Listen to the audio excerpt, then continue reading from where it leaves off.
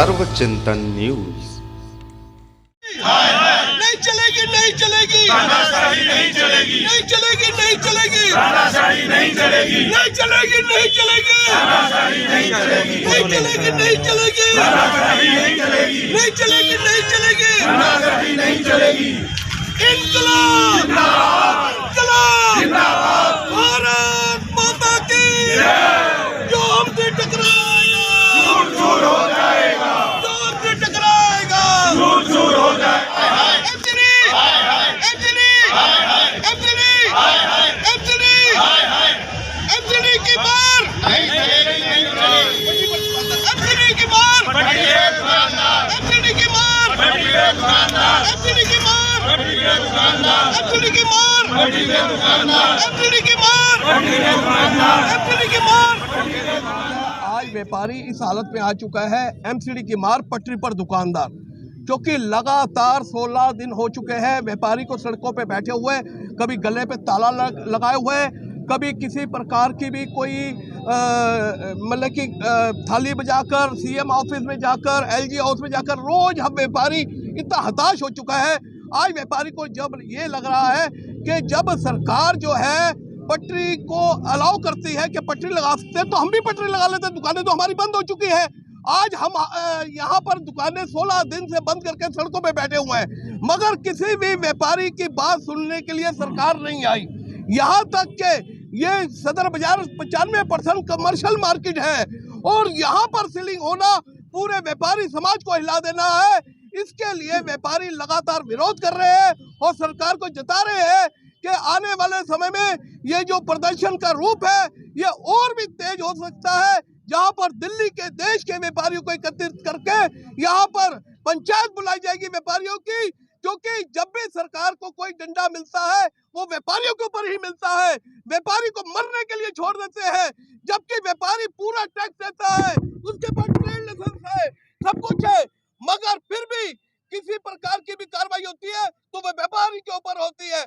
जब उसका नई दुकान कमर्शियल में तो ट्रेड लाइसेंस क्यों दिया गया, कमर्शियल मीटर क्यों दिया गया, क्यों टैक्स जीएसटी नंबर दिया गया, इससे मैं जवाब पूछता हूँ। पूरे के पैसा लेने के लिए आप लोग हो, मगर जब बात आए व्यापारी को सेल करने की तो सबसे पहले व्यापारी की दुकान होगी सील। कोरोना काल में हमने टैक्स दिया, कोरोना काल में अपनी लेबर को पाला, सरकार को चलाया, मगर यह सरकार ने व्यापारी का दर्द नहीं देखा। यह सरकार ने अनदेखा करके व्यापारी को खत्म करने की साजिश रची है।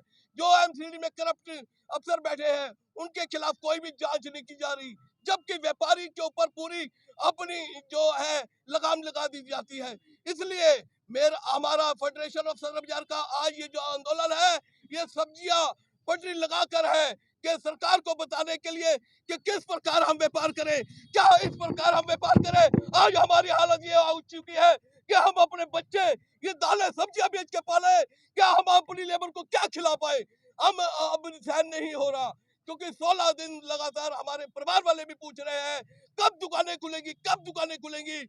हमारे घरों के जो लोग हैं बीमार पड़ने शुरू हो गए, डिप्रेशन में जाने शुरू हो गए, बच्चों की पढ़ाई खराब हो रही है, मगर सरकार की आंख नहीं खुल रही। वो सरकार को दर्द नहीं आ रहा नजर। हमारे मुख्यमंत्री साहब से पूछना चाहूंगा, जब दिल्ली में जरा सी बात होती है ट्यूट कर देते हैं, जरा सी बात होती है वहां पहुंच जाते हैं, लाखों रुपए का करोड़ों रुपए का चेक दे देते हैं। यहाँ व्यापारी मर रहा है तो वो क्यों चुप बैठे हैं? विधानसभा में क्यों नहीं उन्होंने ये क्वेश्चन उठाया एमसीडी के? और वो कहते हैं कि मैं एमसीडी में राज करूंगा। क्या राज करेंगे आप व्यापारियों के दिलों में नहीं राज कर पा रहे तो देश में दिल्ली में क्या राज करेंगे? किसी भूखे आदमी से पूछा जाए कि तू कब तक चिल्लाएगा, तो जब तक चिल्लाएगा जब तक उसकी भूख शांत नहीं होगी। और व्यापारी अपने घरों में जब तक नहीं जाएगा जब तक उसे स्वाभिमान से उसको व्यापार करने की परमिशन नहीं दी जाएगी। माननीय मुख्यमंत्री केजरीवाल जी ने विधानसभा में प्रथम घोषणा में कहा था कि मैं व्यापारियों के स्वाभिमान की रक्षा करूंगा। आखिर हमारे मुख्यमंत्री कहाँ सोए पड़े हैं? आखिर हमारे प्रधानमंत्री जिन्होंने कोरोना की बीमारी में 80 करोड़ लोगों को खाना खिलाया, आज वो कोरोना की बीमारी हमारी रोजी रोटी पे लग चुकी है जी। हम अपने जो नौकरों हैं, हमारे एम्प्लॉयज़ हैं, उनको कहाँ से रोटी दें प्रधानमंत्री जी?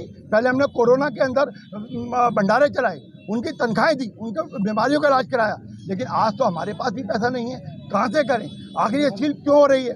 आपकी निगाह क्यों नहीं जा रही उन भ्रष्ट ऑफिसरों के ऊपर? उनको अंदर क्यों नहीं जेल में किया जा रहा है? कि आखिर मुगल कालीन मार्केट जिसे डीडीए के वाइस चेयरमैन ने डिक्लेयर किया कि 1995 में ये 95% से ज़्यादा कमर्शियल है। यहाँ के डीसी डॉक्टर विजय सिंह ने अपनी रिपोर्ट में भेजा, माननीय मंत्री जो हमारे यूडी मिनिस्टर थे जयपाल रेड्डी साहब, उन्होंने सर्वोच्च डेमोक्रेटिक कंट्री की पार्लियामेंट में बोला कि जो मार्केट में मोर देन 70% कमर्शियल हैं उनको सील नहीं किया जाएगा, उन्हें कमर्शियल सील किया जाएगा।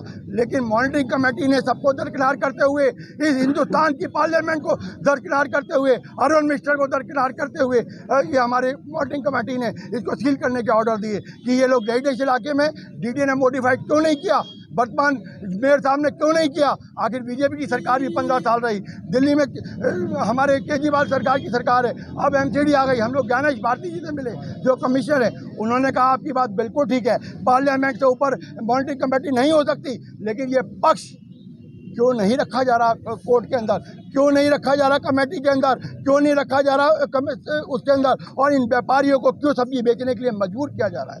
ये व्यापारियों की अस्मिता के ऊपर सवाल है और ये हमारा आंदोलन चलता रहेगा। क्या हम लोग किसानों के हिस्सा हो जाएं? क्या रेल पटरी पे लेट जाएं? क्या आत्महत्या करें? तब हमारी सरकार जागेगी, तब हमारे प्रधानमंत्री जागेंगे। कोई हमारा व्यापारी आत्महत्या कर लेगा तो मुख्यमंत्री 1 करोड़ रुपये देने जाएंगे।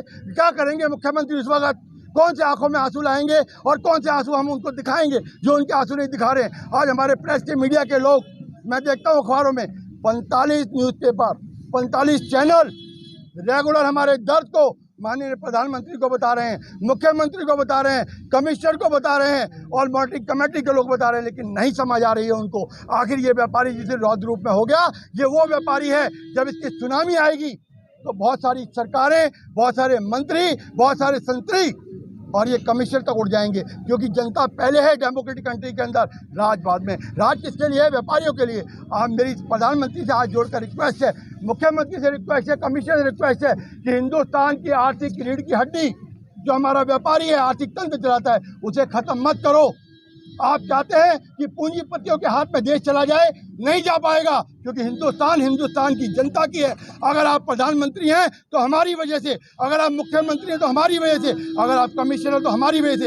आपको हमारा दर्द हर हालत में सुनना ही पड़ेगा, सुनना ही पड़ेगा, सुनना ही पड़ेगा, चाहे वो कोई भी पोजीशन है, चाहे हम आत्महत्या करें, रेल रोके, सड़क रोके। अभी हम law abiding citizen of India है, हम कानून के दायरे में काम करते हैं। गैर कानूनी काम ना आज तक हमने किया, ना करते हैं, चाहे सरकार बीजेपी की हो, चाहे कांग्रेस की हो, चाहे आपकी हो। हम सब सरकारों को टैक्स देते हैं, क्योंकि हमारा कर्तव्य केवल और केवल व्यापार करना और व्यापार करके सरकार को टैक्स देना, ताकि एक हिंदुस्तान हरा भरा हिंदुस्तान, डेवलप हिंदुस्तान बने। हम अपनी ड्यूटी पूरी करें, सरकारें अपनी जिम्मेदारी निभाएं।